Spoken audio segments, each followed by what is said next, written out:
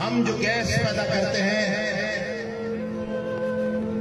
ہمارے گھروں میں چولہے نہیں جلتے، اور گجرانوالہ اور فیصل آباد اور شیخو پورہ اور ملتان اور راولپنڈی کی صنعتیں چل رہی ہیں۔ ہم جن کے پاس بندرگاہ ہے، اس بندرگاہ پہ اترنے والا سامان ہمیں نہیں ملتا۔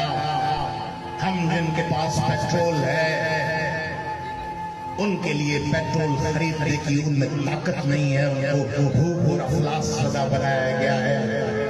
ہم جو لوگ کوئلہ پیدا کرتے ہیں، دنیا کا چھٹا بڑا ذخیرہ، ان کے گھروں میں رات کو ایک بلب بھی نہیں جلتا۔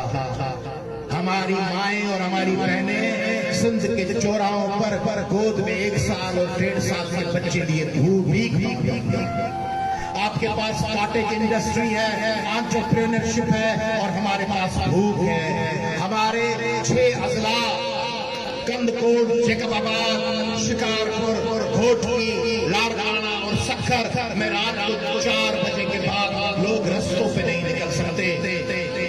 آپ طالبان کو ڈھونڈ لیتے ہیں، اکبر بھٹی آپ کو مل جاتا ہے، آپ کو دہشت گرد مل جاتے ہیں، وہ نشانہ بن سکتے ہیں، مگر سندھ کے 6 اضلاع میں کچے کے چند ڈاکو آپ کو نہیں مل سکتے۔ اور ان کے پاس جو ہتھیار آتے ہیں، سب کو پتا ہے وہ ہتھیار کہاں سے آتے ہیں، سب کو پتا ہے کہ ایس ایس پی اور پولیس ان کو کیسے مینج کرتی ہے۔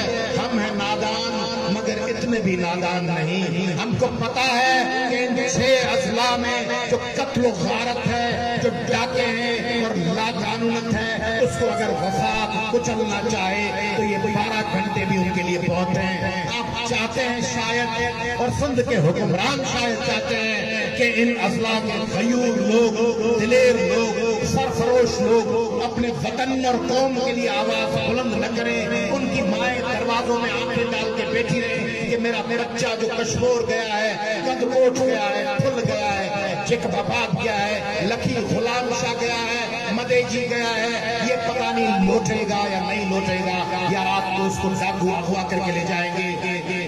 مت کریں ایسا حشر، مت کریں ایسا حشر، سندھ کو دیوار سے مت لگائیں۔